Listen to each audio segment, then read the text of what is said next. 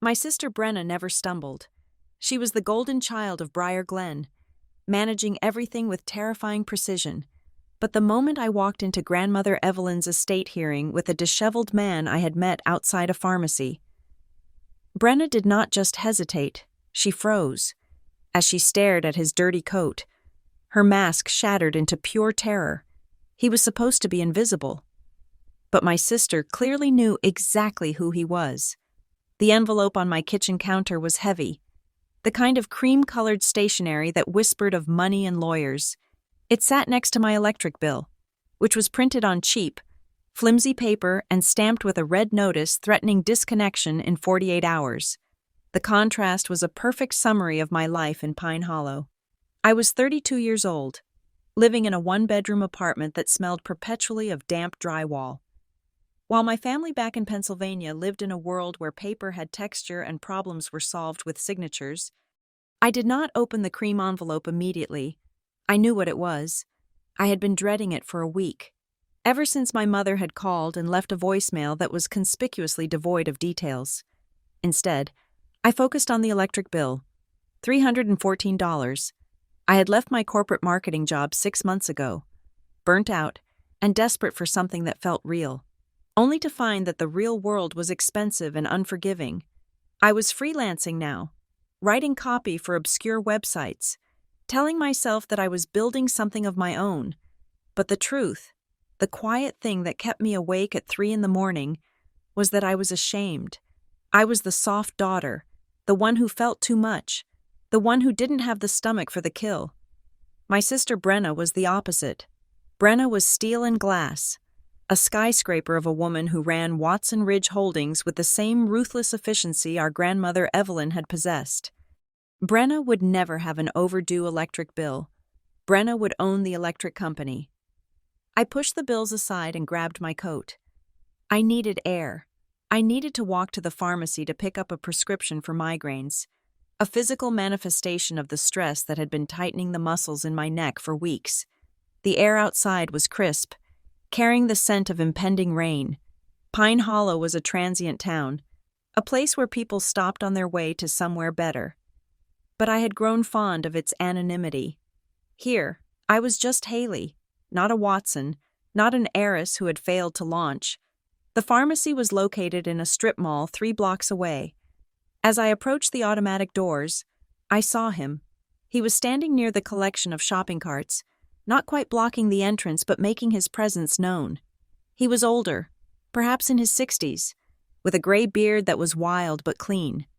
His coat was a patchwork of wool and denim, worn thin at the elbows, and he held a battered notebook against his chest like a shield. Most people walked past him with their eyes fixed on the pavement, practicing the urban art of invisibility. I slowed down. It was a habit I could not break. My grandmother used to tell me that my empathy was a liability, a crack in the armor where the world would stick a knife. She was probably right. I stopped 5 feet away from him. He looked up. His eyes were startlingly clear, a piercing blue that seemed out of place in a face weathered by exposure. I asked if he was hungry. He shook his head slowly. He spoke with a voice that was gravelly but precise, lacking the slur or confusion I often heard on the street. He said he did not want money. He asked if I could spare a bottle of water. It was a small request. I went inside, bought my prescription, and grabbed 2 large bottles of water and a protein bar, just in case. When I came back out, he was writing in his notebook, the pen moving furiously across the page. I handed him the water. He took it with a nod, uncapping it and drinking with a steady, controlled rhythm. He did not gulp. He wiped his mouth with the back of his hand and looked at me. He thanked me. He said his name was Drew. I told him I was Haley. He froze for a second, his eyes narrowing slightly as if he were trying to place a melody he had heard a long time ago. He asked me if I was from around here. I told him I lived just down the street. He tapped the cover of his notebook. He asked, very quietly, if I had ever been to Briar Glen. The name of my hometown hit me like a physical blow. Briar Glen was 3 hours away, a wealthy enclave of old estates and manicured lawns. It was not a place people in Pine Hollow talked about. It was not a place drifters mentioned casually outside a pharmacy. I asked him why he would ask that. He didn't answer directly. He just looked at me with an intensity that made the hair on my arms stand up. He said he had business there. He said he was waiting for a ride. I offered to call him a cab or an Uber to get him to a shelter, thinking he was confused. But he shook his head firmly. He refused a ride. He said he was not going to a shelter. He was going to witness the truth. It was a strange phrase. Witness the truth. It sounded biblical, or perhaps manic. I stepped back, my internal alarm bells finally ringing.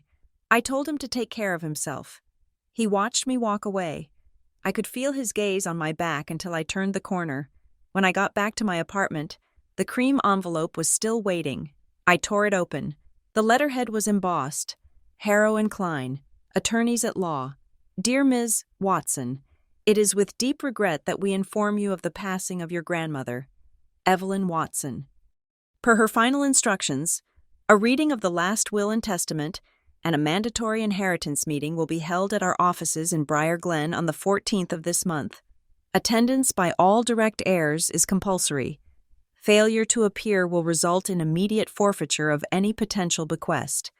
The 14th was 10 days away.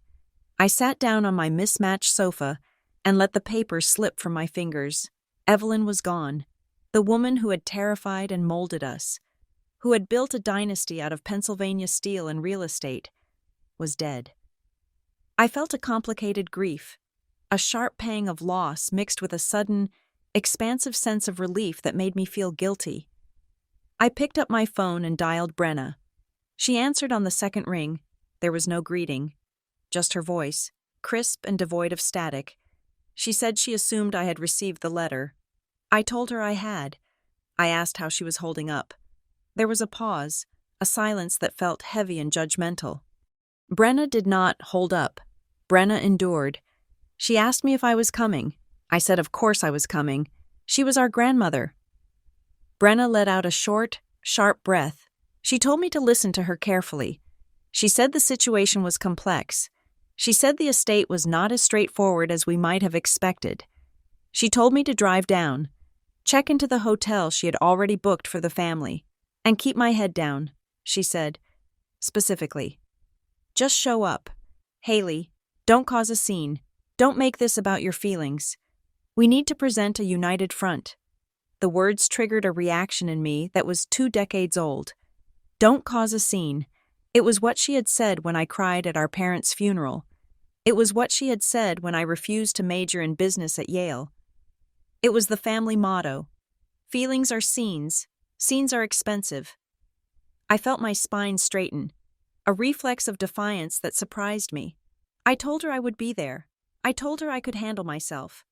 She said she hoped so, then she hung up. I stared at the phone. I was 32. But 5 minutes with BRENNA made me feel like I was 12 years old and had just spilled grape juice on the white carpet. 2 days later, the second message arrived. It did not come through the mail. It came via a private courier.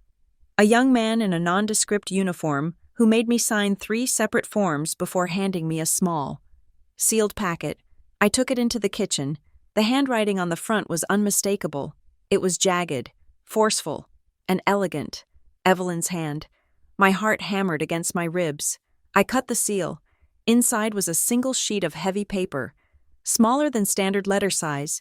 It was not typed. It was handwritten in blue ink. Haley, if you are reading this, the lawyers have done their job. Now you must do yours. You have always been the soft one, and I have punished you for it. I was wrong. Softness is a weakness only if you do not know how to wield it. Hardness can be brittle. I need something that bends without breaking. There is a man, a witness. If he finds you, bring him. Do not ask questions. Do not hesitate. Trust your kindness. It is the only currency that matters where you are going. Evelyn. I read the note 3 times. My hands were shaking. If he finds you, she knew. Evelyn had been bedridden for the last year of her life, her mind supposedly slipping, her world shrinking to the 4 walls of her bedroom in the manor house.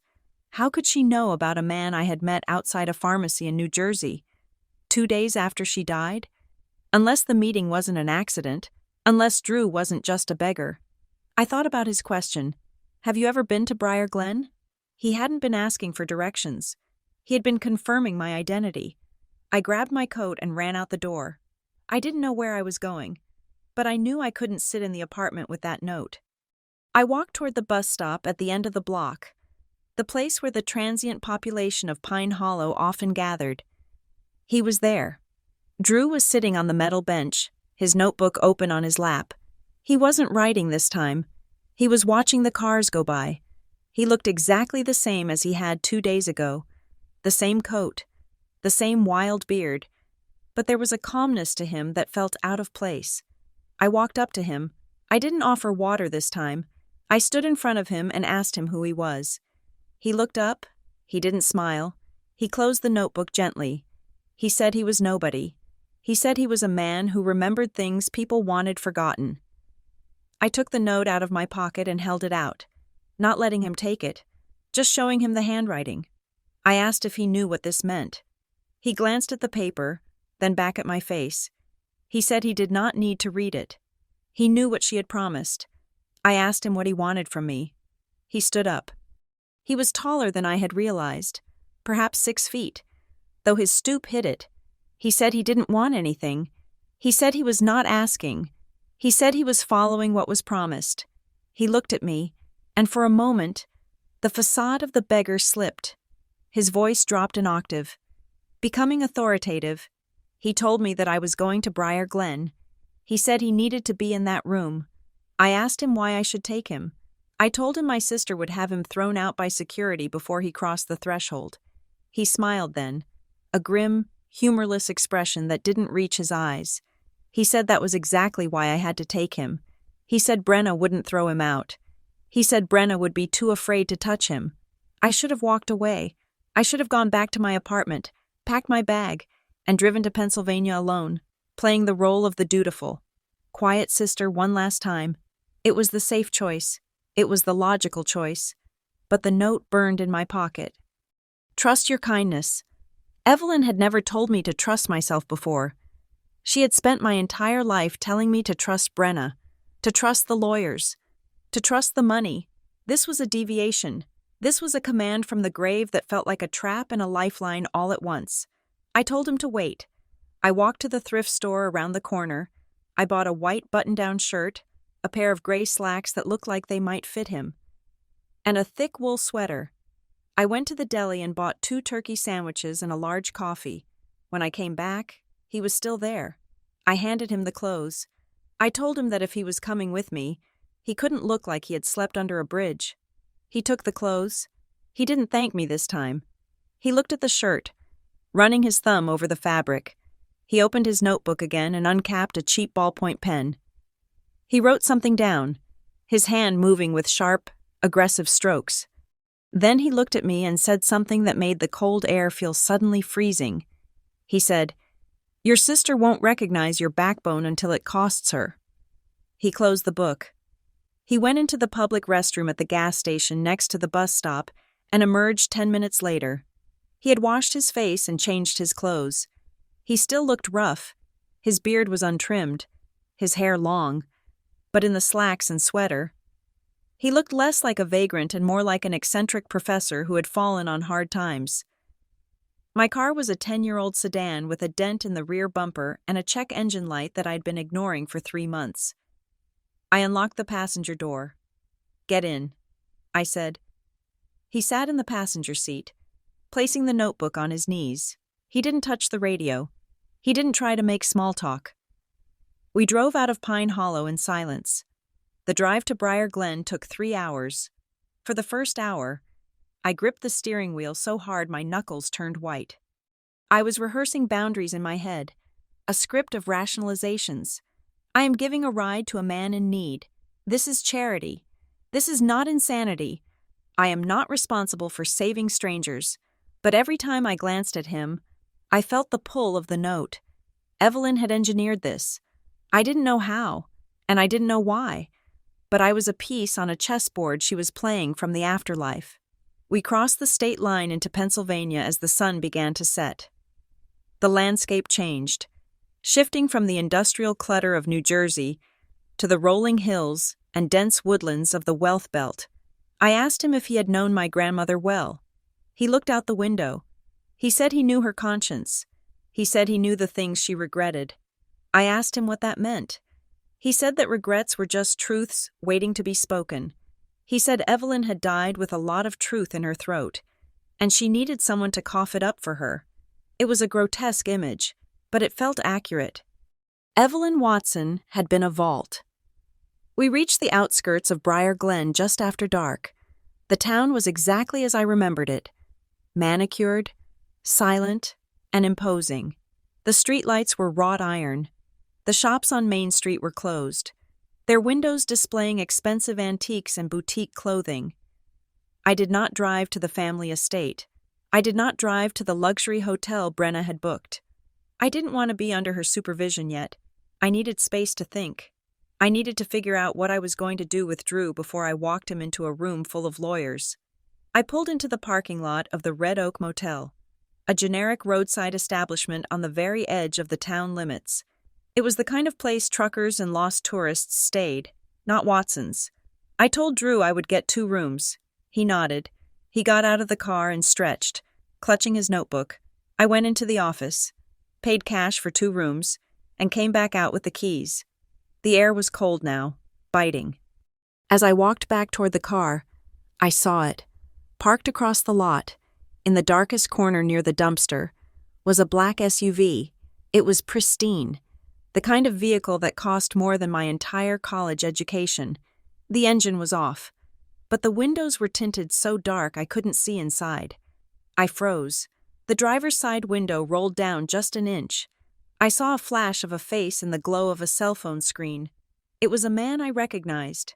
It was Peter, Brenna's personal assistant, a man who solved problems, a man who carried non-disclosure agreements in his briefcase and knew how to make people uncomfortable without ever raising his voice.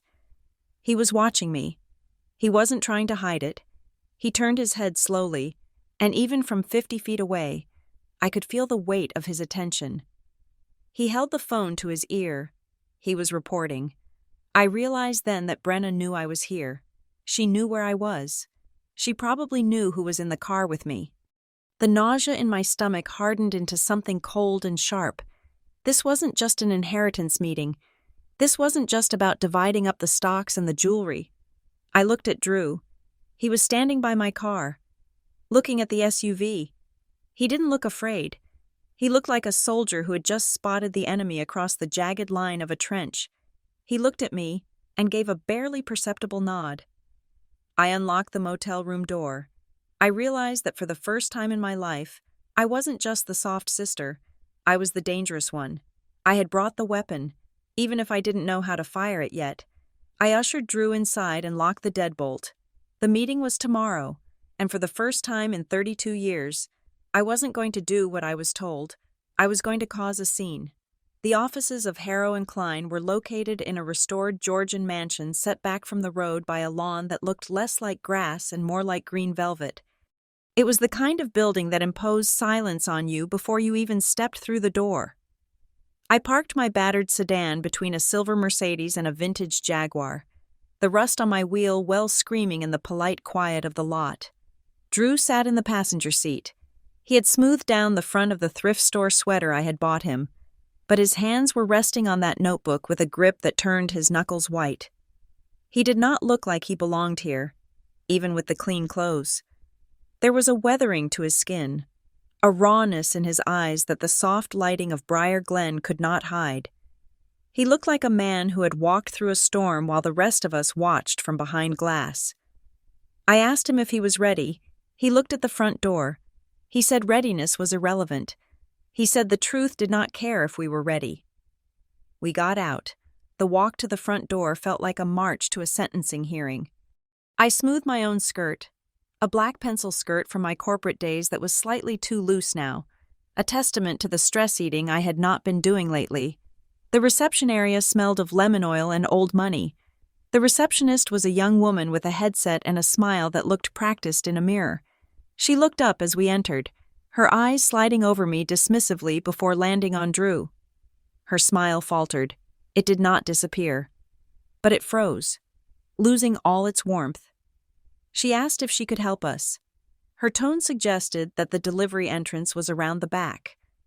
I told her I was Haley Watson. I told her we were here for the reading of the Evelyn Watson estate. She typed something into her computer, her nails clicking loudly against the keys. She looked back up, her brow furrowed.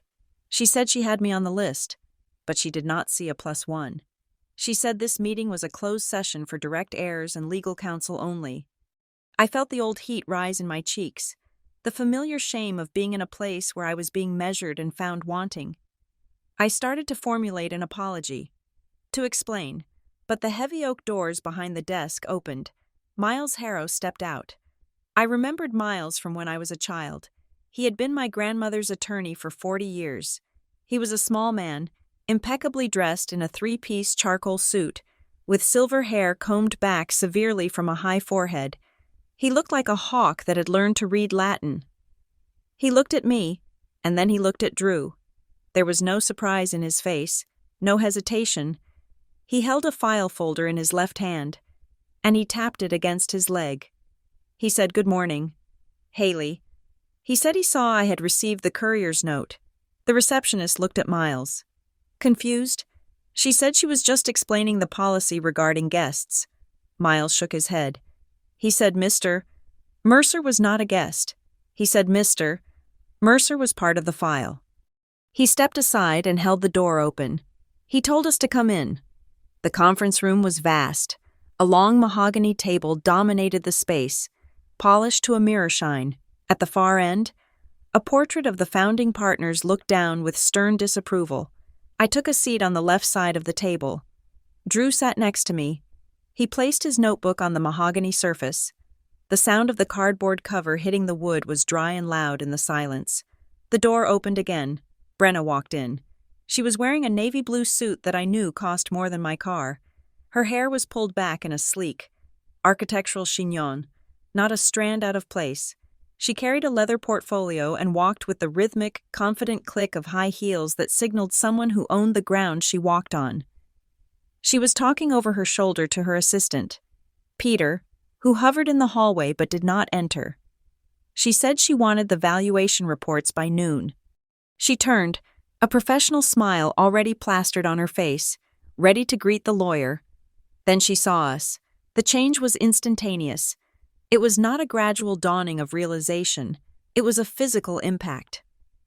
BRENNA stopped mid-stride. Her hand, which had been adjusting the clasp of her portfolio, spasmed, gripping the leather so hard I saw the tendons in her wrist snap taut. The color drained from her face, leaving her with a pallor that made her expensive makeup look stark and artificial. Her mouth opened slightly, then snapped shut. She was looking at Drew. She did not look at me. She did not look at the lawyer. She stared at the man in the cheap sweater as if he were a ghost who had crawled out of the floorboards. The silence stretched, thick and suffocating. Miles Harrow cleared his throat. He invited BRENNA to take her seat. BRENNA blinked. She seemed to struggle to reboot her composure. She walked to the chair opposite us, her movements stiff, mechanical. She sat down, but she did not lean back. She sat on the edge of the chair, her muscles coiled. She looked at me, and the fear in her eyes curdled instantly into anger. She asked what this was. She asked why there was a stranger in our private meeting. I tried to speak, but my voice caught. Drew answered for me. He said he was not a stranger to her. BRENNA. BRENNA flinched at the sound of his voice. She let out a sharp, derisive laugh that sounded jagged. She looked at Miles Harrow. She said this was ridiculous. She said this was clearly some sort of vagrant stunt Haley had pulled to solicit money. She said she would not participate in a legal proceeding with a man who looked like he had just raided a donation bin. Drew looked at her. He was perfectly calm. He laced his fingers together on top of his notebook. He addressed her by her full name, BRENNA Elizabeth Watson. BRENNA stiffened. He said she had always been quick to judge appearances. He said it reminded him of her time at Columbia. He said she used to tell people she lived in East Campus because it sounded better, but she actually lived in a leased apartment on 113th Street because she couldn't handle the noise of the dorms. The room went dead silent. Brenna stared at him. Her mouth worked, but no sound came out. That was a detail no one knew. It was a trivial lie she had told years ago. A vanity project to seem more connected to the student body while maintaining her luxury isolation. I hadn't even known that, Drew continued. He said she had a poster of a French film on the wall that she had never seen. He asked if she remembered the title. Brenna slammed her hand down on the table. She told Miles to get him out. She shouted it. Miles Harrow did not move. He opened the file in front of him. He said, "Mr. Mercer was here at the specific request of Evelyn Watson. He said the proceedings would not begin without him. He said if Brenna wished to leave, she would be forfeiting her entire claim to the estate." Brenna sat back. Her chest was heaving. She looked at Drew with a mixture of pure hatred and terrifying recognition. She knew him, and she was terrified that he was going to speak. Miles began to read. The will was not standard. I expected a list of assets, a division of stocks, the sale of the house. Instead, Miles read a document that sounded more like a treaty negotiation than a bequest. I, Evelyn Watson, being of sound mind and heavy spirit, hereby place the entirety of my estate, including all shares of Watson Ridge Holdings and the Briar Glen properties, into the Watson Accountability Trust. He looked up over his reading glasses. He explained that there were no immediate payouts, not a dime. The trust was locked. The assets would only be released to the heirs upon the successful completion of 3 instructions. Brenna interrupted. She asked what that meant. She asked if this was a joke. Miles continued reading. He said the first condition concerned the management of the trust during the probate period. He said Evelyn had designated a vote holder, someone who would have veto power over all business decisions regarding Watson Ridge Holdings until the instructions were complete. Brenna straightened her jacket. She looked at Miles expectantly. She was the CEO. She was the shark. It was obviously her. Miles turned the page. He said the interim trustee vote holder was Haley Watson. I felt the air leave my lungs. Me? Brenna stood up. She said that was impossible. She said I didn't know the first thing about the business. She said I couldn't even balance a checkbook. She said Evelyn would never do that. Miles handed a copy of the document across the table. He said it was irrevocable. He said Evelyn believed that for this specific phase of the company's history, conscience was more valuable than capital. Brenna stared at the paper. Her hands were shaking. She looked at me, and for the first time, I saw her look at me not with pity, but with a threat assessment. I was no longer the soft sister. I was the obstacle. Miles said we would take a 15-minute recess before Instruction 1 was presented. He stood up and left the room. I sat there, stunned. I looked at Drew. He was watching Brenna. Brenna stood up and walked around the table. She came to my side. She smelled of expensive perfume and fear. She leaned down, her voice dropping to a whisper that scraped against my ear. She told me to listen to her. She said I was out of my depth. She said this was a game Evelyn was playing to punish her for being strong. She said I didn't want this responsibility. She put a hand on my shoulder. Her grip was tight. She said she could write me a check right now. $20,000, $50,000, enough to pay off my debts in Pine Hollow and start over somewhere nice. She said all I had to do was sign a delegation form giving her the voting rights. She said we could end this farce right now. I looked at her hand on my shoulder. It was a manicure I couldn't afford, touching a sweater that was 3 years old. $50,000 was a life-changing amount of money for me. It was freedom. It was safety. But I looked at her face. Her eyes were darting toward Drew and then back to me. She wasn't offering me money because she loved me. She wasn't offering me money because she wanted to help. She was offering me money because she was scared. She was afraid of what I would see if I looked too closely at the company. She was afraid of the power Evelyn had given me. I pulled my shoulder away. I told her no. Brenna recoiled. She looked at me like I had slapped her. She hissed that I was a fool. She said I was going to ruin everything. The door opened. Miles returned. He was carrying a sealed envelope. Brenna went back to her seat. She sat down hard. Miles held up the envelope. He said this was Instruction 1. He broke the seal. He pulled out a single sheet of paper. He said the first condition required a sworn declaration. He said the heirs must state, on the record, their knowledge of the acquisition history of Watson Ridge Holdings over the last 5 years, specifically regarding the purchase of the Maple Terrace properties. He looked at Brenna. He said if any heir was found to have lied or omitted material facts in this declaration, they would be disinherited immediately. Brenna's face went stone still. Miles turned to Drew. He asked Mr. Mercer to state his purpose for being present. Drew stood up slowly. He picked up his notebook. He did not open it. He looked directly at Brenna. He said, I am here to confirm the truth that was purchased. Brenna flinched. It was a small movement, a twitch of her eye, but in the silence of the room, it was violent. She opened her mouth to speak, to object, to insult him again, but she stopped. She looked at the notebook in his hand. She knew what was in it, or she feared what was in it. She swallowed. She smoothed her skirt. She said she had nothing to hide. She said the acquisitions were standard business transactions. She said they were fully audited. Miles looked at her for a long moment. He said her statement was noted. He said the verification process would begin immediately. He closed the file. He said the meeting was adjourned until tomorrow. My heart was pounding so hard I could hear it in my ears. I stood up. My legs felt shaky. Miles walked over to me. He reached into his pocket and pulled out a small brass key ring with 2 keys and a slip of paper. He handed them to me. He said Evelyn had left these for me. Brenna was at my side in an instant. She reached out. She said she would take those. She said, as the executor of the tangible property, she needed to inventory everything. Miles stepped between us. He did not raise his voice, but his tone was like iron. He told Brenna that these were not estate property. He said they were a personal gift. He said she had no claim to them. Brenna pulled her hand back. She glared at the keys. She asked what they were for. Miles didn't answer her. He looked at me. He said the paper contained a code. He said the keys were for a storage unit at the self-storage facility on the north side of town. He said Evelyn wanted me to go there alone. He looked at Drew. He said, or with counsel of my choosing. We walked out of the office into the blinding afternoon sun. The air felt thin. I felt like I had just walked through a minefield.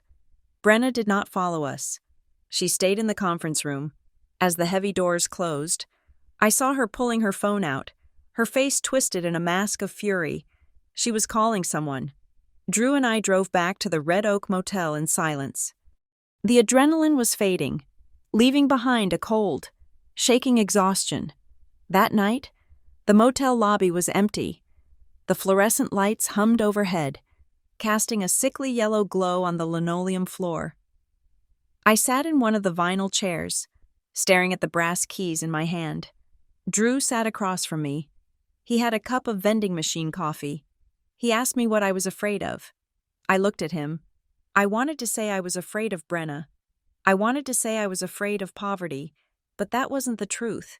I told him I was afraid that they were right about me. I told him I had spent my whole life being the soft one, the one who cried, the one who couldn't make the hard choices. I told him Brenna was a monster, but she was a strong monster. She built things. She sustained things. I was just nice, and nice didn't survive in this family. I told him I was afraid that if I pushed this, if I really fought her, I would be crushed. I was afraid I would disappear, that I would just be erased, like a mistake on a ledger. Drew took a sip of his coffee. He set the cup down. He said softness was not the absence of strength. He said water was soft, but it cut through rock if you gave it time. He leaned forward. His blue eyes were intense. He warned me. He said Brenna was not just going to fight me with lawyers. He said she was going to weaponize my shame. He said she would use every insecurity I had, every failure, every moment I had felt weak, and she would try to make me believe that seeking the truth was an act of betrayal. He said she would try to make me feel like I was the one destroying the family. When all I was doing was turning on the lights, he pointed to the keys in my hand. He said Evelyn didn't give those to Brenna for a reason.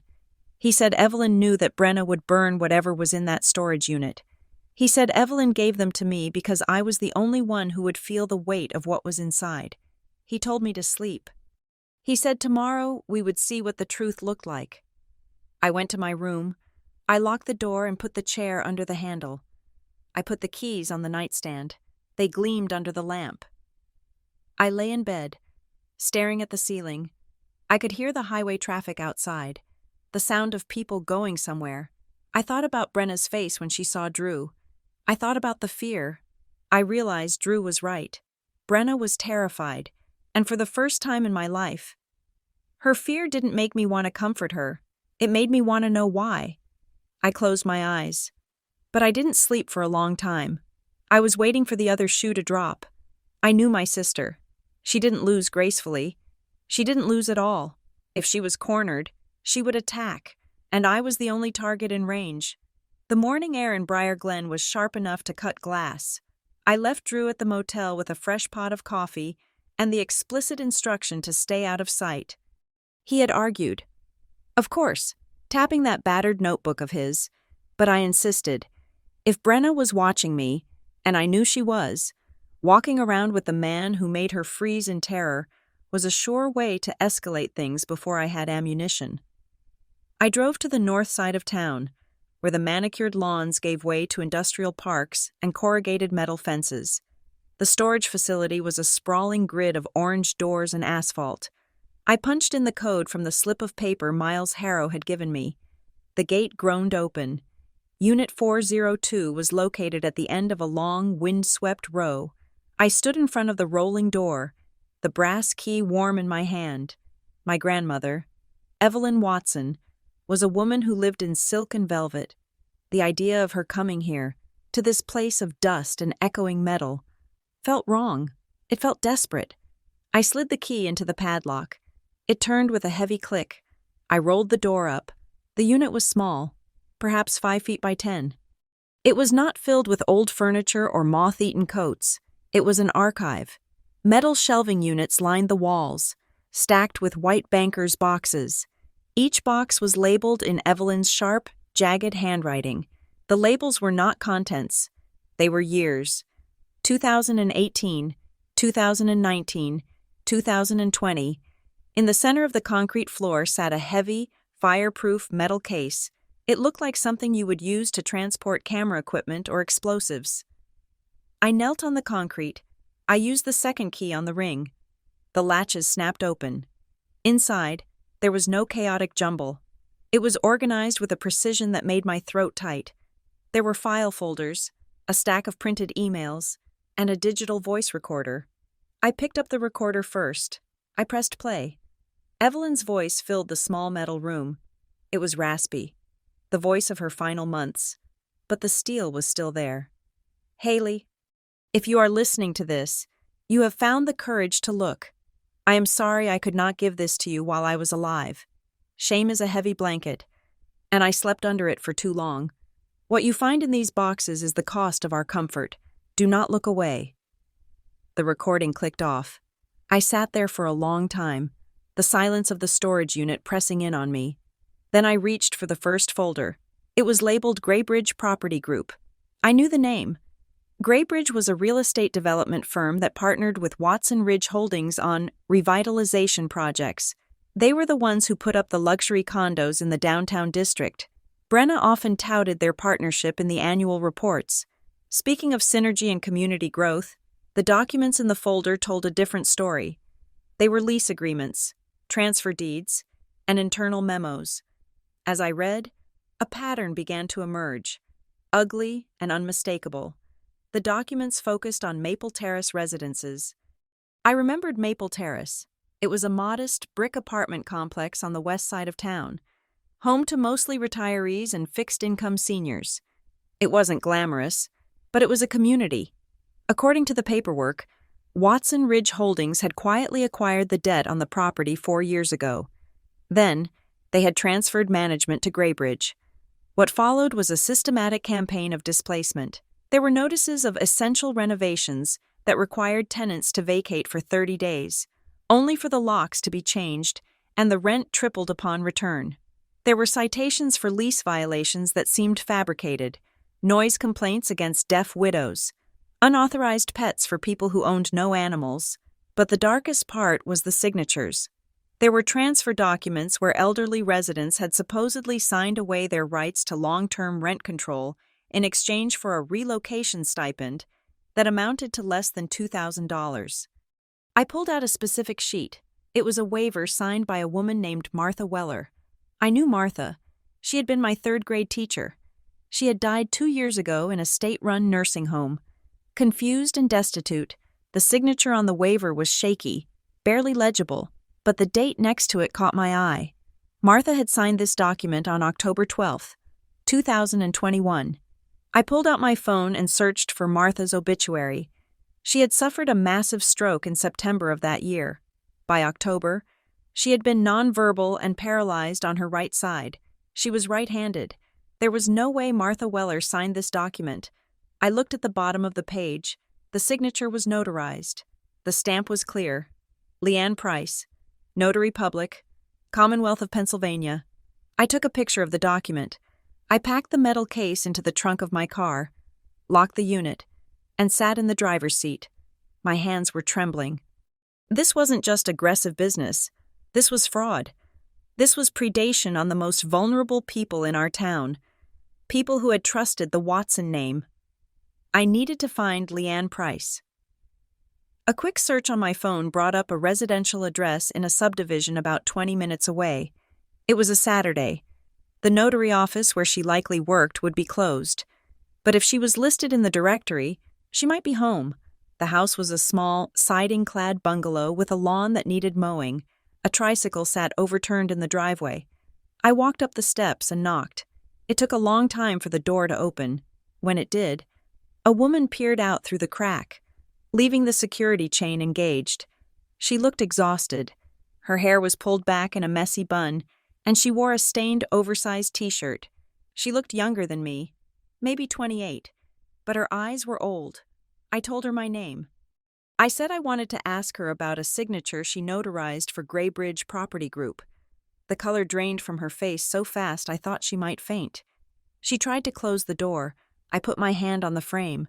I told her I wasn't there to hurt her. I told her I found a document signed by Martha Weller. I told her I knew Martha couldn't have signed it.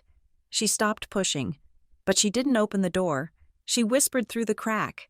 She asked if I was with them. I asked who she meant. She said, "Your sister's people." The phrase chilled me. Your sister's people. As if BRENNA ran a cartel, not a holding company. I told her I was not with my sister. I told her I was trying to stop her. Leanne looked at me, searching my face.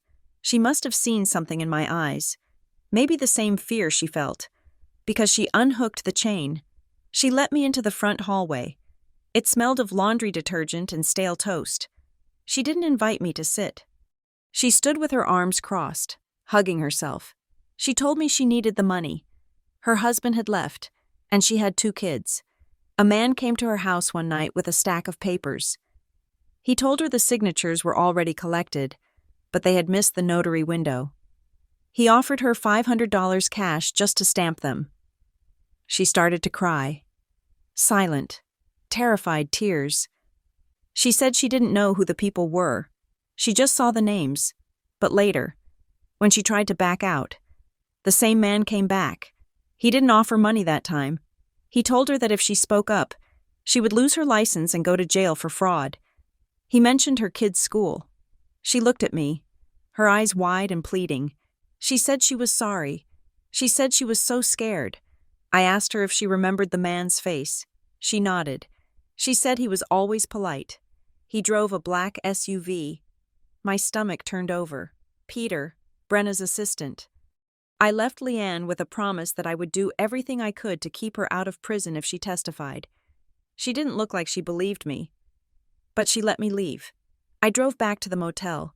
The sky had turned a bruised purple. When I walked into the room, Drew was sitting on the edge of the bed, watching the local news with the sound off. I told him everything. I told him about the storage unit, the emails, Martha Weller, and Leanne Price. He didn't look surprised. He looked resigned. He asked if I saw the name Maple Terrace. I nodded. He looked down at his hands. He said he lived there for 6 years. I stared at him. I had assumed Drew was a drifter, someone who had been on the streets for a long time. He said he had an apartment on the 2nd floor. It wasn't much, but it was his. He had a cat. He had a collection of jazz records. He was a retired paralegal, living on a pension that was small but sufficient. Then the notices started coming. The pressure. The broken elevators that were never fixed. The water that was shut off for days at a time. He said he tried to fight it. He organized a tenant meeting. 2 days later, he came home to find his locks changed. His belongings were gone. When he went to the management office, Graybridge, they produced a document with his signature on it, stating he had voluntarily vacated and abandoned his property. He said he called the police. They looked at the document, saw the notary stamp, and told him it was a civil matter. He had no money for a lawyer. He lost his deposit. He lost his pension access due to address confusion. The spiral was fast. He looked at me. He said there were no children involved. It wasn't the kind of tragedy that made the evening news. It was just adults, old people, poor people, people who were supposed to be able to take care of themselves. He said the cruelty of it wasn't just the theft. It was the humiliation. It was being told that your life, your history, your name, meant nothing against a piece of paper with a forged signature. I felt a hot, burning rage igniting in my chest. It was different from the shame I had carried for years. This was clean. This was necessary. My phone buzzed. It was a text from BRENNA. Lunch? Lark Finch. 1 o'clock. We need to clear the air. Please. Hales. Hales? Her childhood nickname for me. I showed the phone to Drew. He read it. He looked at me. He asked if I was going. I said yes. I said I wanted to see her face when she lied to me. The Lark Finch Bistro was the kind of place where they served water with cucumber slices and the menu didn't have dollar signs. I arrived 5 minutes early. Brenna was already there, seated at a corner table, looking like the picture of elegance in a cream-colored cashmere sweater. When she saw me, she stood up and hugged me. It was a performance. She smelled of vanilla and steel. She sat down and ordered a bottle of Sancerre for the table.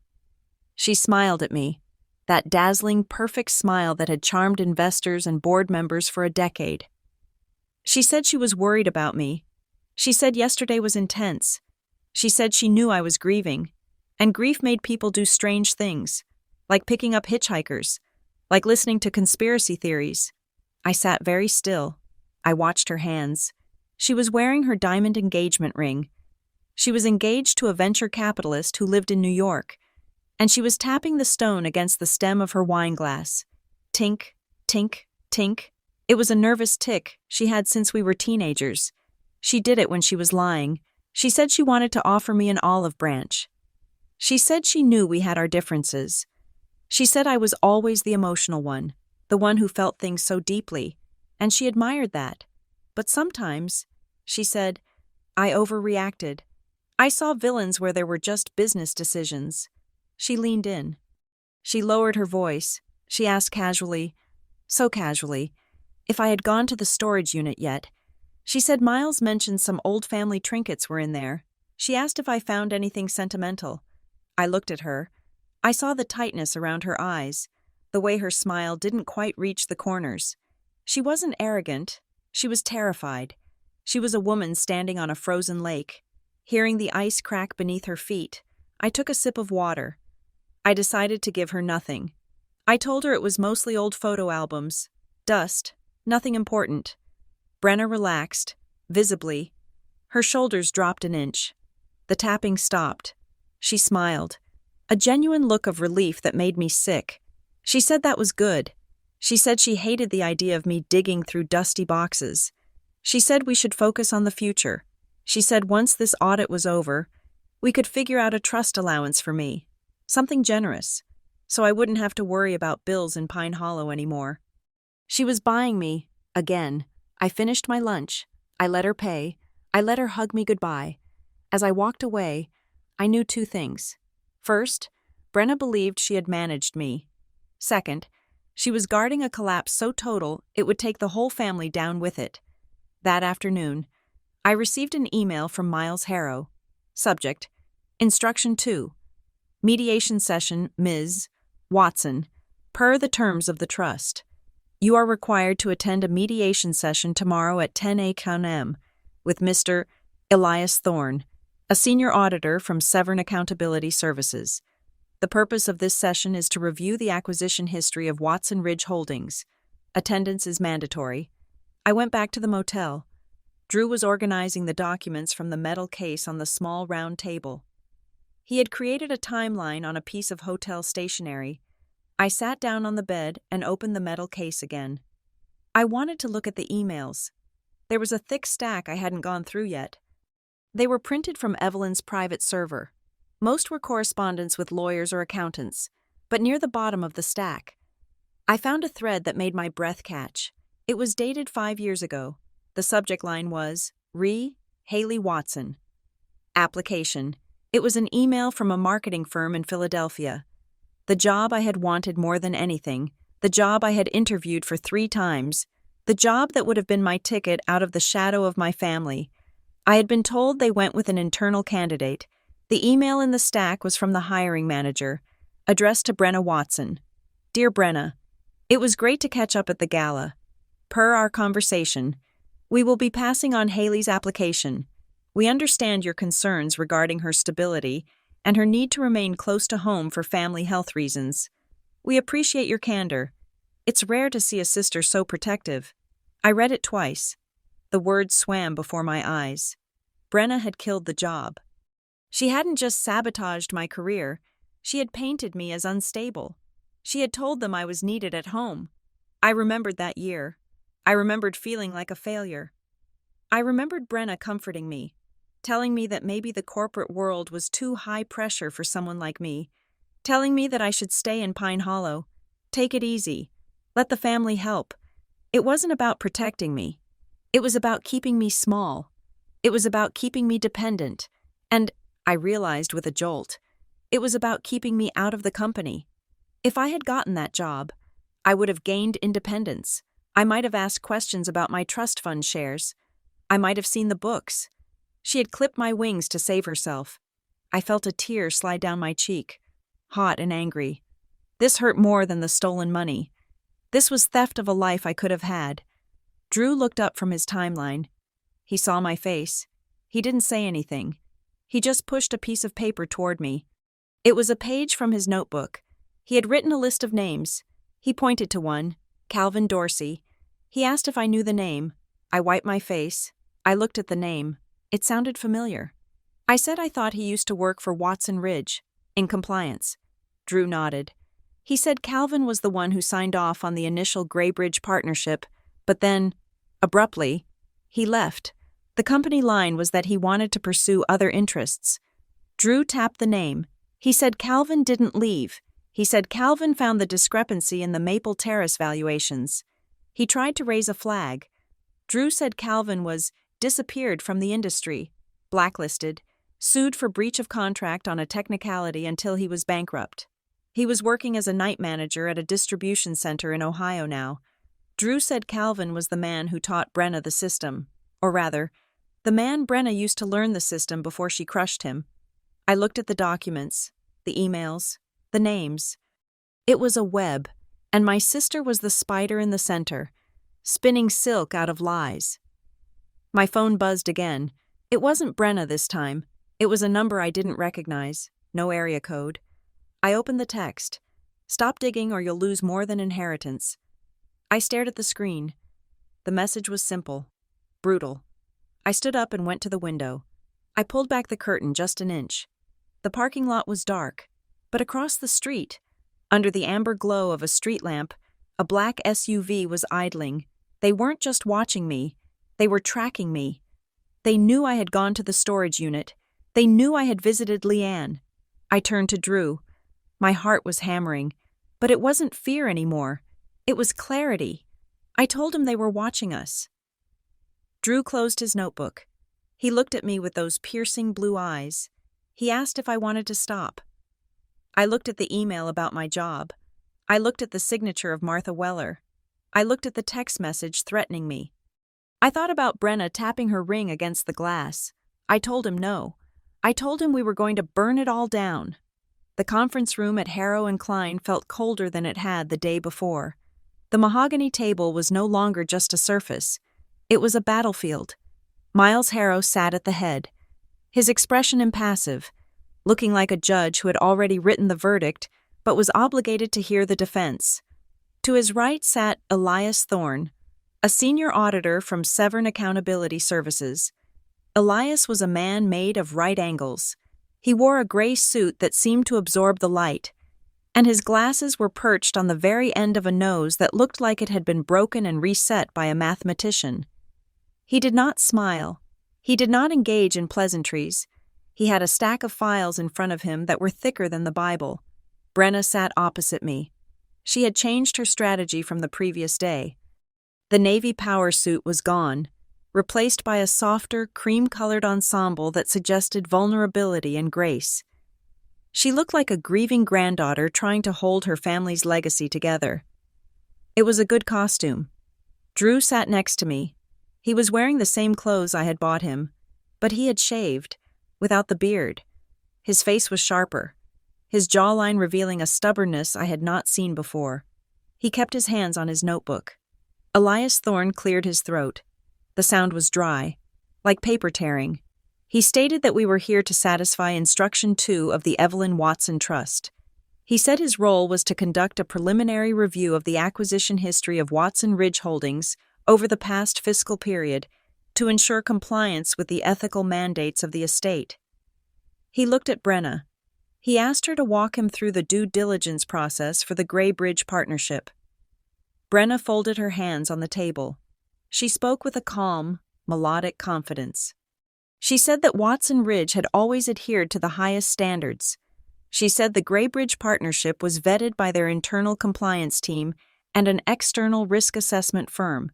She said the acquisition of the Maple Terrace debt was a strategic move to rehabilitate a failing property and improve the living standards of the community. She used words like synergy, revitalization, and stakeholder value. She painted a picture of a benevolent corporation stepping in to save a crumbling neighborhood. I watched Miles Harrow. He was looking at his fingernails. He knew. He had to know. Elias Thorne nodded slowly. He made a note on his legal pad. He asked if there were any irregularities reported during the tenant relocation process. Brenna shook her head sadly. She said relocating seniors was always difficult emotionally, and there were naturally some complaints, but everything was handled according to the strict letter of the law. She said they had provided generous assistance packages. She looked at me when she said it. A challenge. I am the CEO. I am the professional. You are just the sister with the beggar. I felt a cold weight in my stomach. I reached into the manila folder I had brought with me. I didn't dump the entire contents of the storage unit on the table. That would have been messy. That would have looked like a tantrum. Instead, I pulled out a single document. It was a copy of the internal email I had found, dated 3 days before the generous assistance packages were offered. I slid it across the mahogany table toward Elias. I said I was confused about the timeline. Brenna stiffened. Her eyes locked on the paper sliding across the wood. I said that according to this email from the Gray Bridge project manager to Brenna, the relocation strategy was explicitly described as aggressive displacement. I quoted the line where they discussed cutting off the boiler service to accelerate voluntary departures. Elias picked up the paper. He adjusted his glasses. He read it in silence. The room was so quiet, I could hear the hum of the air conditioning. Brenna's face did not crumble, but it hardened. She said that email was taken out of context. She said it was a draft of a brainstorming session that was never implemented. She said I was cherry-picking isolated data points to construct a narrative that didn't exist. I pulled out a second document. It was the notary log I had photographed at Leanne Price's house, specifically the page detailing the batch notarization of the waivers, time-stamped at 2 a.m. on a Sunday. I slid that across too.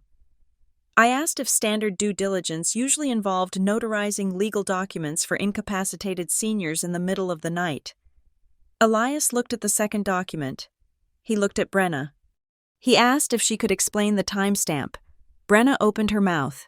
She closed it. For the first time, she stuttered. She said she was not involved in the granular administrative details.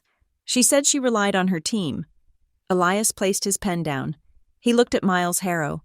He said that given the discrepancies between the CEO's statement and the documentation provided by the interim vote holder, he could not sign off on the compliance review. He said he was opening a formal forensic inquiry. He said that until the inquiry was complete, all discretionary distributions from the trust were frozen. No dividends, no salary drawdowns for executive officers, nothing. Brenna stood up. Her chair scraped loudly against the floor. She said this was unacceptable. She said the company had cash flow needs. She said this would spook the investors. Elias didn't look up. He said the trust was the majority shareholder. The trust's instructions were absolute. Miles Harrow stood up. He said the session was concluded. Brenna looked at me. If looks could draw blood, I would have bled out on the carpet. She turned and stormed out of the room. I felt a hand on my arm. It was Drew. He nodded. It was a small gesture, but it felt like a victory. I walked out into the hallway. I barely made it 5 steps before a hand grabbed my elbow and yanked me into an empty side office. It was Brenna. She kicked the door shut behind us. The mask was gone. The creamy elegance was replaced by a feral desperation. She was pacing the small room, her hands in her hair. She screamed at me. She asked if I had any idea what I had just done. She said I had paralyzed the company. She said I was ruining the family name. She said the stock price would plummet if this investigation leaked. I stood against the door. I told her I didn't care about the stock price. I asked her about Martha Weller. Brenna stopped pacing. She looked at me, and her face crumpled. It wasn't the fake crying she did at funerals.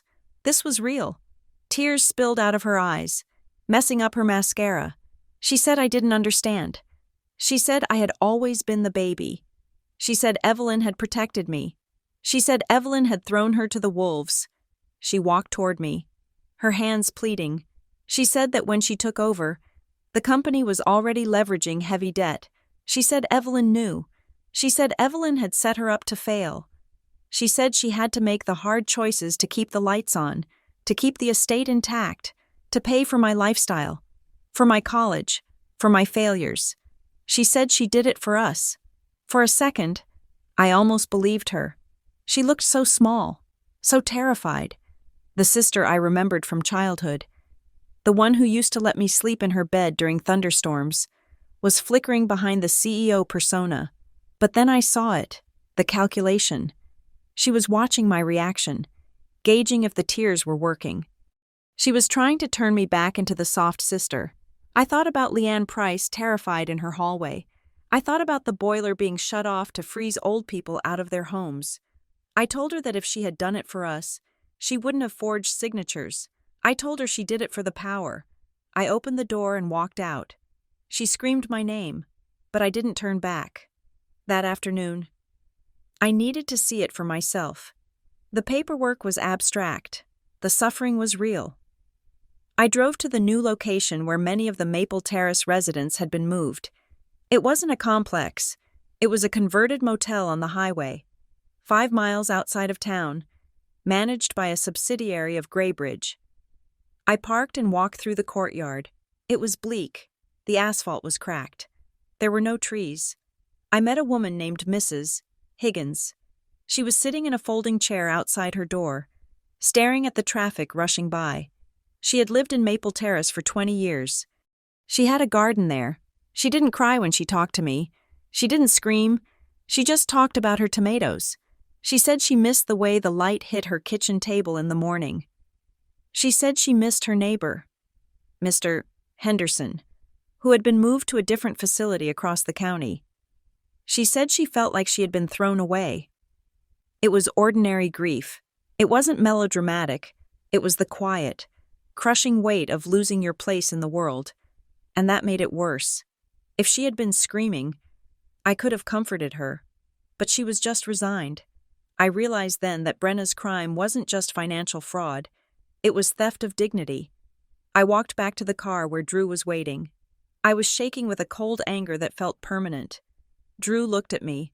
He saw the look on my face. He said now I knew. I asked him why he was really here. I asked him why he had that notebook.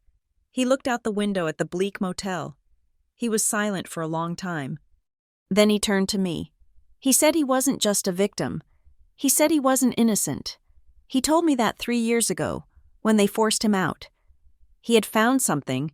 He had found a discarded file in the dumpster behind the management office during the move. It contained a list of names, the people they were targeting.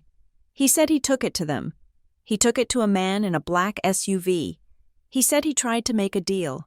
He told them he would keep the file quiet if they gave him his pension back, if they gave him a fair payout. He said they paid him $5,000, cash, and they promised more. He said he took the money.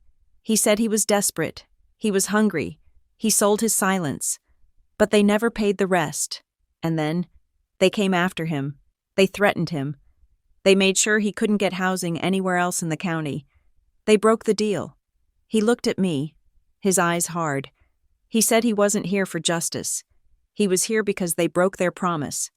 He was here for revenge. I should have been disgusted. He had tried to blackmail them. He had been part of the game, but I wasn't disgusted. I was relieved. He wasn't a saint. He was flawed. He was real. And he was the only person telling me the truth. I started the car. I told him that revenge worked for me. We had a lead. Drew's notebook had a phone number next to the name Calvin Dorsey. We had called it from a burner phone. Calvin had agreed to meet, but not in Briar Glen. He wanted to meet at a diner off Interstate 80, 40 minutes away. The diner was a chrome and neon relic that smelled of burnt coffee and frying bacon. Calvin Dorsey was sitting in a booth in the back. He looked like a man who had been running for a long time. He wore a baseball cap pulled low and a jacket that was 2 sizes too big. He didn't shake my hand. He looked at Drew, then at me. He asked if we were followed. I told him I didn't think so. I didn't tell him about the text message. I needed him to talk. I ordered coffee. I asked him about Martha Weller. Calvin laughed. It was a bitter, dry sound. He said Martha Weller was the keystone. He confirmed it. He said Watson Ridge needed collateral to secure the loan for the downtown expansion. They didn't have the liquidity, so they used the assets of elderly relatives who had entrusted their estates to the family management. He said Martha had a portfolio of bonds worth $3 million. BRENNA needed those bonds, but Martha was incapacitated, so they transferred them. I asked him if BRENNA forged the signature. Calvin shook his head. He said BRENNA didn't forge it. BRENNA ordered it done. There was a difference. He leaned in. He lowered his voice. He said I was asking the wrong question. I was asking what BRENNA did. I should be asking who taught her. I asked what he meant. He said BRENNA was 27 when she took over as CEO. She was ambitious, but she didn't know the dark arts of corporate shell games. She didn't know how to wash assets through 3 different LLCs. He said someone taught her, someone older, someone who had been in the company's orbit for decades. He said Evelyn tried to stop it. He said that was the real war. It wasn't about business strategy. It was a war for BRENNA's soul, and Evelyn lost. He wouldn't give me a name. He said he wanted to stay alive, but he gave me a hint. He said to look at the founding documents of Graybridge Property Group. He said to look at the silent partners. Then he told me something else, something that changed everything. He asked if I had read the restitution clause in the trust documents. I told him I didn't recall a restitution clause. He said it was buried in the appendix. He said he drafted the language for Evelyn before he was fired. He said that Evelyn knew she couldn't stop BRENNA while she was alive. BRENNA had power of attorney. BRENNA had the board, so Evelyn built a trap. He said the trust had a trigger. If a court or a formal audit proved that the assets of the estate were derived from fraudulent activity, the inheritance would not go to the heirs. It would bypass BRENNA. It would bypass me. It would divert the entire liquid value of the estate, hundreds of millions of dollars, to a specific nonprofit partner. The Harbor Light Restitution Network. My mouth fell open. That was why Brenna was terrified. She wasn't just fighting for her share. She was fighting to prevent the money from vanishing completely. If I proved the fraud, nobody got paid. The family fortune would be wiped out. Calvin dropped a $10 bill on the table. He said I had a choice. I could take a payout and walk away, or I could pull the trigger and blow the whole thing up. He stood up and walked out of the diner before I could ask him anything else. The drive back was silent. The stakes had shifted. It wasn't just about exposing Brenna anymore. It was about destroying the legacy. If I proved the fraud, I would be the one who bankrupted the Watsons. I would be the one who turned us from American royalty into a cautionary tale. We pulled into the Red Oak Motel parking lot around 9 o'clock. The black SUV was there again. As I got out of the car, the door of the SUV opened. Peter stepped out. He was dressed in a suit, despite the hour. He looked calm, professional, and entirely out of place in the flickering light of the motel sign. He walked over to me. He ignored Drew. He said, "Good evening, Ms. Watson." I put my hand in my pocket. I thumbed the record button on my phone. I asked him what he wanted. He said Brenna was feeling generous. He said she understood that I had found some complicating documents. He held out an envelope. It was thick. He said there was a cashier's check in there for $250,000. Personal funds, tax-free gift. He said all I had to do was hand over the contents of the storage unit. No questions asked. We could all go home. I looked at the envelope. $250,000. I could pay off my debts. I could buy a house. I could disappear. I looked at Peter. I remembered Leanne Price. I remembered Mrs. Higgins and her lost garden. I told him to get out of my face. Peter didn't blink. He put the envelope back in his pocket. He stepped closer. He lowered his voice. He said that was an unfortunate choice. He said Brenna was trying to be a sister. He said from this point on, she was just a CEO. He turned and got back into the SUV. He didn't drive away. He just sat there, the engine idling. I walked to my room. My hands were shaking, but not from greed, from adrenaline. I put the key in the lock. It turned too easily. I pushed the door open. The room was dark. I flipped the light switch. Everything looked normal. The bed was made. The TV was off. But then I looked at the desk. I had left Drew's notebook on the nightstand, next to the lamp. It was now in the center of the desk. Open. I walked over to it. It was open to a blank page. In the center of the page, someone had drawn a single, black circle. Nothing had been stolen. My laptop was there. My wallet was there. But someone had been in the room. They had touched our things. They had moved the notebook just to show that they could. It was a message. Doors don't stop us. Locks don't stop us. We can touch you whenever we want. I felt a scream building in my throat, but I swallowed it. I looked at the open notebook. I closed it. I picked it up. I walked to the adjoining door and knocked. Drew opened it. He had a tire iron in his hand. I showed him the notebook. He looked at it. He looked at me. I told him to pack. We weren't staying here tonight. He asked where we were going. I told him we were going to the one place Brenna wouldn't look, the one place she was too afraid to go. We were going to Evelyn's house. The house on the hill had always looked like a fortress to me, even when I was a child playing on the manicured lawn.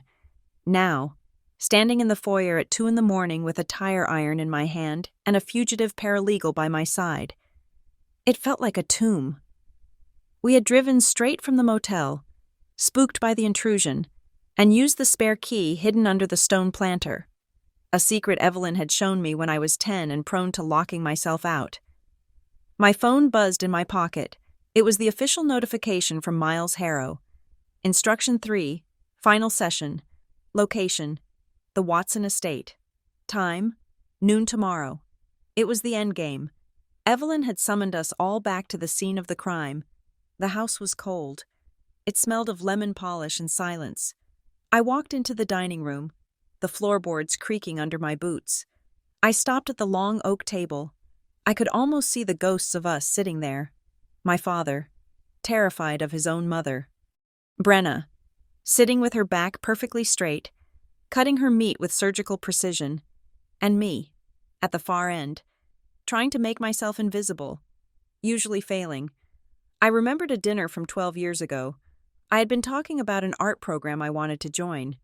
Brenna had laughed, a short, sharp sound, and asked how painting pictures would help the share price.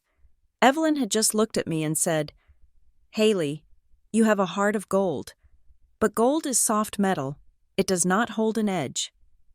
I had thought she was dismissing me. Now, I wondered if she was warning me. I went to the study. This was the heart of the house, the room where the deals were made. The desk was a massive slab of mahogany that looked like it could withstand a bomb blast. I sat in Evelyn's chair. It felt too big. I opened the center drawer. It was empty, save for a single paperclip and a dried-up ballpoint pen. But Evelyn never left things empty. I ran my hand under the lip of the drawer. My fingers brushed against something taped to the wood. It was a small, folded piece of graph paper. I pulled it out and unfolded it. It was a hand-drawn map of the study itself. A dotted line led from the desk to the built-in bookshelves on the east wall. There was a specific book indicated, a copy of The Wealth of Nations by Adam Smith. I walked to the shelf. The book was there, bound in red leather. I pulled it out. Behind it, the wood paneling looked solid, but when I pressed the corner of the molding, a mechanism clicked. A small section of the panel popped open. Inside was a micro-cassette recorder, old school and dusty, and a single cassette tape labeled Haley. I put the tape in the player and pressed play. Evelyn's voice was stronger on this recording than the last one. She sounded angry. "Haley, if you have found this, you are in the house. Good. That means you stopped listening to your sister and started listening to your gut. I told you once that you were soft. I was wrong. Kindness is not soft. Kindness is the only thing hard enough to break a cycle of cruelty." There was a pause, the sound of her taking a breath. "The final instruction is a trap, not for you, but for her. The one who froze will try to make you feel cruel for being honest. She will tell you that you are destroying the family. Do not believe her. The family was destroyed the moment we started eating our own young to feed the business. Finish it, Haley." The tape clicked off. I stood there in the dark study, clutching the recorder, the one who froze. Evelyn had seen it coming. She knew Brenna would freeze when the truth walked in the door. I walked back out to the living room. Drew was standing by the window, looking out at the driveway. His posture had changed. The slump in his shoulders was gone. He was standing with his feet apart, hands clasped behind his back. He didn't look like a beggar who lived in a motel. He looked like a man surveying a perimeter. I watched him for a moment, the way he held his head, the way he had analyzed the documents in the motel room, the way he had known exactly which buttons to push with Brenna. I said, "You can stop now." He turned slowly. "Stop what?" "The performance," I said. "You aren't a confused old man. You aren't just a victim from Maple Terrace. You played the part of the beggar outside the pharmacy because you knew I would stop for a beggar, but you didn't just stumble upon me."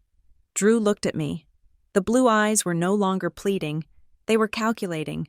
He walked over to the sofa and sat down. He didn't collapse into it. He took the seat. "I told you I was a paralegal," he said. His voice was steady, the rasp gone. "That was true. But I didn't just work in housing court. I worked for the firm that handled the initial zoning permits for Graybridge Property Group. I was the one who spotted the irregularities in the shell companies 5 years ago." I felt a chill. "You worked for them?" "Adjacent to them," he corrected. "I saw the money moving. I saw the bribes masked as consulting fees. I tried to whistle-blow internally. They crushed me. The eviction from Maple Terrace wasn't random. Haley, it was a targeted strike. They wanted to discredit me, bankrupt me, and make me look like a disgruntled, unstable tenant. They took my license. They took my savings. They took my reputation." "And Evelyn?" I asked. "Evelyn found me 6 months ago." Drew said, "She couldn't meet me herself. She sent an intermediary, a priest, of all people. He gave me a message. He told me that when she died, her granddaughter would need a guide. He told me where to find you. He told me to look helpless. Why? Because if I had walked up to you in a suit and told you your sister was a criminal, you would have called the police, Drew said. You needed to save someone to save yourself. Evelyn knew that. She staged the introduction. I stared at him. I should have felt manipulated. I should have felt angry. But I just felt a strange admiration for the old woman's chess game. She had weaponized my empathy. She had turned my softness into the key that unlocked the witness. So you're not Drew Mercer, the beggar, I said. I am Drew Mercer, he said, and I am a beggar. They made sure of that. But I am also the man who is going to put your sister in prison. The sun came up 3 hours later. It rose over the Briar Glen Hills, bathing the estate in a golden light that felt deceptive. At 10 o'clock, the gravel of the driveway crunched under tires. It wasn't just BRENNA. 3 black SUVs pulled up in a formation that looked like a motorcade. BRENNA stepped out of the first one. She was wearing white, a white suit, white heels. She looked like a sacrificial lamb who had decided to bring a knife to the altar. From the second car emerged our extended family. Uncle Marcus, who had gambled away his inheritance in the 90s and now lived on a stipend from the company. Aunt Sarah, who spent her life pretending not to notice where the money came from. They looked nervous, huddling together like sheep. From the third car came the heavy artillery. A man in a pinstriped suit carrying a briefcase that looked like it was made of alligator skin. I recognized him from the society pages. Sterling Holt, senior partner at Kerrigan and Holt, the kind of lawyer you hired when you wanted to bury someone. Not when you wanted to settle. I opened the front door. I was wearing jeans and a sweater. I hadn't slept. I didn't care. BRENNA walked up the steps. She stopped 2 feet from me. She didn't hug me this time. She looked at Drew, who was standing in the hallway behind me. You have 10 minutes to get that man off the property, she said. Her voice was brittle. Mr. Holt has a restraining order ready to be filed. We are framing this as elder abuse and manipulation of a vulnerable heir. I'm the vulnerable heir? I asked. You're not well, Haley, BRENNA said. She said it loud enough for the family to hear. You've been under a lot of stress. This man is a con artist. He's feeding you paranoia to get at the estate. We're here to protect you. Sterling Holt stepped forward. He smiled. It was a shark smile. Ms. Watson, if you continue to grant access to unauthorized persons, we will move to have you declared incompetent to serve as the interim vote holder. It was a good play. It was exactly what Evelyn had warned me about. The one who froze will try to make you feel cruel. She was trying to invalidate me before I could speak. I stepped back. Come in, I said. Instruction 3 is at noon. You can wait in the living room. I left them there. I went to the kitchen and pulled out my phone. I had a message from Calvin Dorsey. He had come through. Attached. Transfer deeds. For Martha Weller, bond portfolio. I opened the file. I compared it to the photo I had taken of the notary log. The transfer deed was dated October 5th. The notary log for the signature attestation was dated October 12th. The medical report Calvin had sent, illegally, I assumed, but I didn't care, showed that Martha Weller had entered a persistent vegetative state on October 1st. They had backdated the deed. The signature on the deed was dated 5 days after she went into a coma, but they had backdated the document itself to make it look like it happened before. It was a clumsy, desperate move. I heard footsteps behind me. It was Elias Thorne, the auditor. He had arrived through the side entrance, bypassing the circus in the front yard. He looked at the phone in my hand. Do you have it? He asked. I showed him the screen. Elias adjusted his glasses. He looked at the dates. He let out a long, slow breath. That is material fraud, he said quietly. It is theft, I said. It is both, Elias said. And because it involves interstate wire transfers for the bond sale. It is federal. He looked toward the living room where BRENNA was holding court. If she submitted these documents to the trust as valid, Elias said, she is looking at a mandatory referral to the district attorney and civil penalties that will strip her of her personal assets. Does she know? I asked. She knows she cut corners, Elias said. I do not think she knows you have the dates. I walked back into the living room. The family was drinking coffee that Brenna's assistant had brewed. They were chatting nervously about the weather. Brenna was standing by the fireplace, talking to Sterling Holt. She looked up when I entered. Is he gone? She asked. No, I said. He's staying. Brenna turned to the lawyer. Do it. Sterling Holt opened his briefcase. Ms. Watson, I am serving you with a formal notice of— Shut up, I said. The room went silent. Uncle Marcus dropped his teaspoon. I had never told anyone to shut up in my life. I looked at Brenna. I know about Martha Weller. Brenna's face didn't move. I don't know who that is. She was my third-grade teacher, I said. You stole $3 million from her while she was in a coma to cover the liquidity gap for the Graybridge deal. And you backdated the deed. Sterling Holt stepped in front of Brenna. That is a slanderous accusation. If you repeat it outside this room— I have the medical records, I said. And I have the notary log, and Elias has them too. Brenna pushed the lawyer aside. She looked at me. The white suit suddenly looked like armor that was too heavy for her. Can we talk? She asked. Alone. No, Sterling said. Brenna, do not speak to her without— Get out! Brenna screamed. It was a raw, guttural sound that echoed off the high ceilings. Everyone get out! Give us a minute! The family scrambled. Uncle Marcus looked terrified.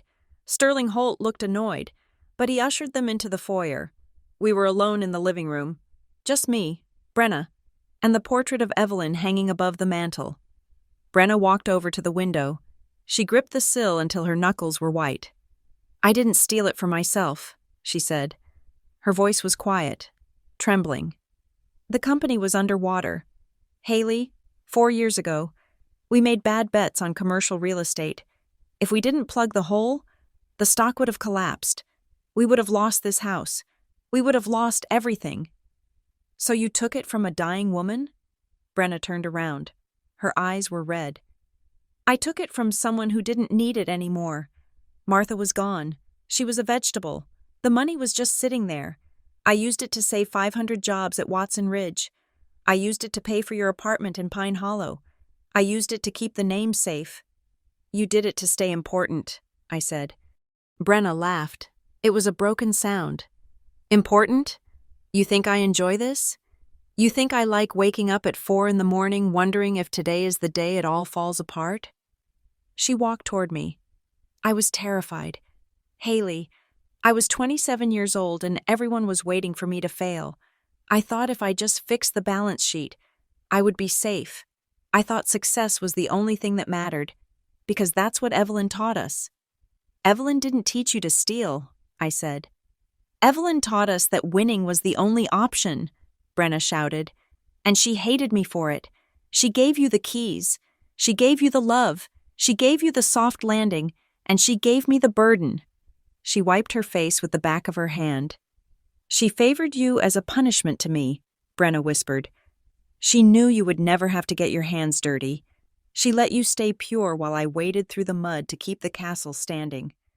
And now you want to burn it down because you found a few papers? I want to burn it down because you hurt people, I said. Real people, not numbers.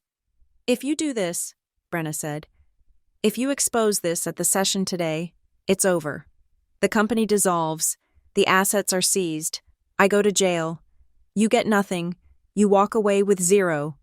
Haley, you'll be back in that damp apartment in New Jersey by tomorrow night. She looked at me pleadingly. Just sign the papers. Let Sterling handle the audit. We can fix the records. I can pay the restitution quietly. We can survive this. It was the final offer. The devil on the mountain. All this I will give you, if you just look away. I looked at my sister. I saw the fear beneath the rage. I saw the tragic, twisted logic that had driven her. She truly believed she was the hero of this story, the martyr who had sinned to save the family. But then I looked at the doorway. Drew was standing there. He wasn't saying anything. He was just watching. I thought about his life. I thought about his jazz records and his cat.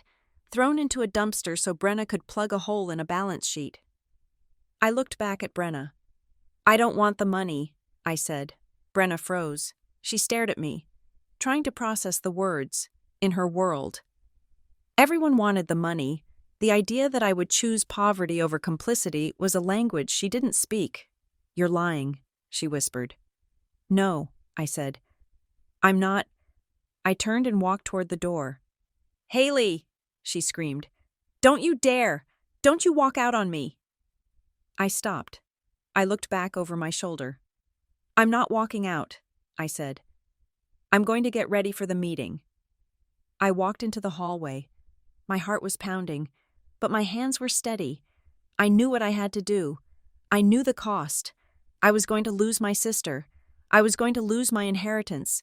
I was going to be the woman who destroyed the Watson legacy. But for the first time in my life, I wasn't the soft one. I was the stone that the builder refused. And I was about to bring the whole house down. I went upstairs to the guest room. I put on the black dress I had worn to the funeral. I brushed my hair. I looked in the mirror. I looked like Evelyn. I went back downstairs. It was 11:55. The doors to the study were open. Miles Harrow was there. The videographer was setting up the camera. The auditor was seated. I walked in. I took my seat at the table. Brenna came in 2 minutes later. She had fixed her makeup. She sat opposite me. She didn't look at me. She stared at the center of the table, her face a mask of porcelain. Drew walked in. He stood behind my chair. Sterling Holt tried to object. "Mr. Harrow, this man has no standing." "The session is beginning," Miles said, cutting him off. "Lock the doors." The heavy oak doors swung shut with a final, resonant boom. There was no turning back. I laid the recorder on the table. I laid the transfer deeds on the table. I was ready to speak. The red light on the video camera was a small, unblinking eye. It was the only thing in the room that didn't feel heavy with judgment. The study was sealed. Miles Harrow sat at the head of the mahogany desk, his hands resting on the final envelope. To his right, Elias Thorne, the auditor from Severn Accountability Services, sat with a posture so rigid he looked like he was carved from granite. To his left, the videographer adjusted the focus ring, the faint whir of the lens cutting through the silence. Brenna sat across from me. Her hands were clasped in front of her on the wood, gripping each other so tightly that her knuckles were the color of bone. Her lawyer, Sterling Holt, sat beside her, checking his watch with an air of expensive boredom. Drew stood behind my chair. He had refused to sit. He was a sentinel, his presence a dark shadow against the bookcases lined with first editions. Miles Harrow cleared his throat. He looked at the camera and stated the date and time. He announced that this was the final session of the Evelyn Watson Trust Administration. He picked up the envelope. It was thick, sealed with red wax bearing the Watson crest. He broke the seal. The sound of the cracking wax was loud, like a bone snapping. He pulled out a document. It was not a single page. It was a script. He looked at us. He said that this directive was unique. He said Evelyn had stipulated that before any distribution of assets could occur, a specific sequence of identity and verification had to be recorded. He said if any party refused to answer, the session would terminate, and the default clauses would trigger immediately. He turned to Drew. He asked the witness to step forward and identify himself for the record. Sterling Holt leaned forward. He said he objected. He said this man was an intruder with no legal standing in the Watson estate. Miles held up a hand. He said the standing was granted by the testator. He looked at Drew. He repeated the request. Drew stepped into the light. He looked at the camera. He did not look at Brenna. He stated his name. Drew Mercer. Miles looked at the paper. He asked Drew to state his relationship to the principals of Greybridge Property Group. The room went cold. I heard Brenna's breath hitch, a sharp, sudden intake of air. Drew looked directly at the lens. He said he was the half-brother of Silas Gray, the founder and CEO of Greybridge Property Group. I froze. I turned in my chair to look at him. He had told me he worked adjacent to them. He hadn't told me he was blood. Drew continued. His voice was steady, stripping away the layers of the performance he had maintained for days. He said he was the silent partner in the original incorporation. He said 5 years ago, he discovered that Silas was leveraging shell companies to launder acquisition debt through predatory eviction schemes. He said he threatened to go to the district attorney. He said Silas didn't just fire him. He said Silas, with the cooperation of his new partners at Watson Ridge, systematically dismantled his life. They used a falsified guardianship petition to freeze his assets. They planted evidence of embezzlement to strip his paralegal license. They made him toxic. He said he had been living off the grid, not because he was poor, but because he was a protected witness in a federal racketeering probe that had stalled for lack of hard evidence. He looked at BRENNA. He said he was the loose end she thought she had tied up. BRENNA was staring at him. Her face was gray. The freeze I had seen in the lawyer's office, the freeze I had seen at the funeral home, it all made sense now. She hadn't just seen a beggar. She had seen the brother of her business partner. She had seen the man she helped destroy. She knew. She had always known. Miles Harrow didn't give her time to recover. He turned his gaze to her. He said the directive required a response from the CEO. He asked BRENNA Elizabeth Watson to answer a single question. He asked if she had personal knowledge of the source of funds used to secure the bond transfer from the estate of Martha Weller on October 5th of the previous year. Sterling Holt slammed his hand on the table. He said he instructed his client not to answer. He said this was an ambush. He said this was outside the scope of a will reading. Miles looked at BRENNA. He said if she did not answer, she forfeited her position as beneficiary. BRENNA looked at the camera. She looked at Sterling. Then she looked at me. Her eyes were pleading. She was begging me to stop it. She was begging me to be the little sister who stayed quiet. She licked her lips. She said the transfer was a standard liquidity maneuver. She said it was authorized by the power of attorney she held for Martha Weller. She lied, on camera. I felt a strange calmness settle over me. It was the end of the fear. I reached into my bag. I pulled out the recorder I had found in the hidden compartment. I placed it on the mahogany table. I pressed play. Evelyn's voice filled the room. It was the recording from months ago, but it sounded like she was sitting right there. BRENNA came to me tonight. She thinks I'm asleep. She was on the phone in the hallway. I heard her authorize the backdating of the Weller deeds. She said, "Just get the notary to stamp it for last week. She's in a coma. She won't know. My granddaughter has become a thief, and I am too weak to stop her." The tape clicked off. The silence that followed was absolute. I pulled out the file Calvin Dorsey had sent me. I slid the transfer deeds and the medical reports across the table to Elias Thorne.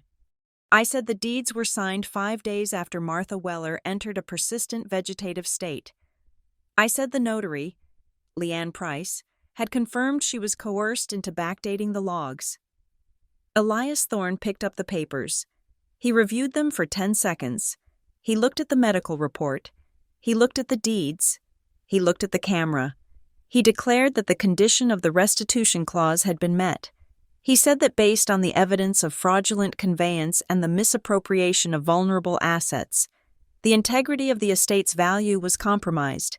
He stated that per the irrevocable instructions of the Evelyn Watson Trust, the liquid assets of the estate, including the controlling interest in Watson Ridge Holdings, were hereby diverted from the heirs. He said the entire portfolio would be placed into receivership and transferred to the Harbor Light Restitution Network to compensate the victims of the displacement schemes. BRENNA stood up. She knocked her chair over. She screamed that this was illegal. She screamed that I had stolen those recordings. She turned on me. The mask of the grieving sister was gone. She looked feral. She pointed a finger at my face. She said I was a traitor. She said I was jealous. She said I let a con man manipulate me into destroying my own blood. She looked at Drew. She said he was a liar. She said he was just bitter because his brother was a success and he was a failure. Sterling Holt grabbed her arm. He tried to silence her, but she shook him off. She leaned over the table, her face inches from mine. She said she could fix this. She said she could make it go away. She said she had money in offshore accounts that the trust didn't know about. She lowered her voice. Desperate. Frantic. She offered to settle. She said she would give me $5 million cash. Today. If I retracted the evidence. She said all I had to do was sign a non-disclosure agreement and tell the camera I had fabricated the tape. She said we could walk away. We could both be rich. We could both be safe. I looked at the camera. The red light was still steady. I looked at BRENNA. I said no. I said I would not sign. I said I would not retract. BRENNA recoiled, as if I had hit her. She looked at Sterling. She said to do something. She said to destroy me. Sterling Holt buttoned his jacket. He looked at the camera. He spoke with a cold, practiced malice. He said the record should reflect that Haley Watson had a history of emotional instability. He said she had been unemployed and destitute for months. He said she was clearly under the undue influence of a man with a criminal vendetta against the family business. He said they would file immediate motions to have the evidence suppressed and Haley committed for psychiatric evaluation. It was the weapon Drew had warned me about. They were weaponizing my shame. They were using my softness to paint me as crazy. But I wasn't soft anymore. I picked up the file folder. I didn't scream. I didn't cry. I looked at Sterling Holt. I said that emotional instability did not forge notary logs. I said poverty did not backdate deeds. I turned to Miles Harrow. I asked him to read the final paragraph of the directive. Miles nodded. He looked at BRENNA. There was a flicker of pity in his eyes. He said there was one final matter of corporate governance. He pulled a single sheet of paper from the bottom of the envelope. It was dated 6 months ago. It was signed by Evelyn Watson and the majority of the board of directors, in a secret session that had never been publicized. He read the document. It was a resolution removing BRENNA Watson from the position of Chief Executive Officer of Watson Ridge Holdings. Effective immediately upon the date of signature, he said Evelyn had fired her.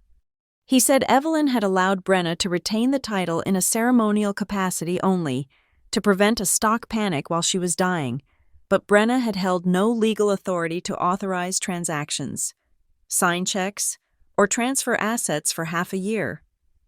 BRENNA stopped breathing. She stared at the paper. She whispered that it wasn't true. She said she was the CEO. She said she ran everything. Miles shook his head. He said she had been fighting with a sword made of paper. He said every document she had signed, every deal she had made in the last 6 months, was void ab initio. She wasn't just a fraud. She was a trespasser in her own company. BRENNA looked at me. The realization hit her like a physical blow. She hadn't just lost the money. She had lost the one thing that mattered to her. She had lost her relevance. She had been playing a game that Evelyn had ended months ago. She collapsed into her chair. She put her head in her hands. She didn't scream. She didn't fight. She just broke. Miles looked at the camera. He declared the session closed. The red light blinked off. The silence that followed was heavy, filled with the sound of empires falling. 2 hours later, the house was empty. The police had come and gone, taking statements. The auditors had seized the computers. Sterling Holt had led a catatonic BRENNA out the back door, shielding her from the press that had already gathered at the gates. I stood on the front porch.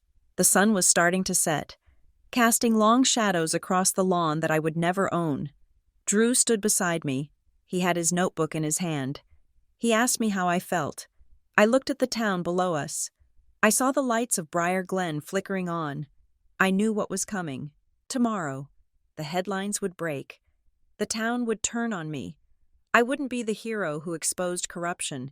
I would be the daughter who destroyed the biggest employer in the county. I would be the pariah who bankrupted her own family. I had no money. The trust was gone, diverted to the victims. I had my beat-up car and my debt in Pine Hollow. But I looked at my hands. They weren't shaking. I told Drew I felt clean. He nodded. He handed me a slip of paper. It was a phone number. He said he was going back to Washington. He said the federal probe was active again. Thanks to the evidence we had put on the record, he said he was going to finish what he started with his brother. He told me to keep the keys to the storage unit. He said there were memories in there worth more than stocks. He walked down the driveway. A man in a cheap suit who had taken down a dynasty. He didn't look back. I walked to my car. I put the key in the ignition. The engine sputtered, then caught. I drove through the gates of the Watson estate for the last time. I didn't look in the rearview mirror. I drove past the law firm, past the bistro where BRENNA had tapped her ring against the glass, past the motel where they had tried to scare me. I drove out of Briar Glen and onto the highway. The road ahead was dark, but my headlights cut a clear path through the night. I didn't know where I was going, but for the first time in 32 years, I was the one driving. I had burned it all down, and in the ashes, I could finally breathe. Thank you so much for listening to the story of Haley and the Watson family. Writing this journey of betrayal and justice has been an intense experience, and I hope you felt every twist and turn. I would love to know where you are tuning in from today. Please leave a comment below with your city or country. It is always amazing to see how far these stories travel. If you enjoyed this story, please consider subscribing to Revenge Stories for more tales of justice served cold. And don't forget to share your thoughts on the ending in the comments. Did Haley make the right choice? I read every single one. Until next time, stay safe and trust your gut.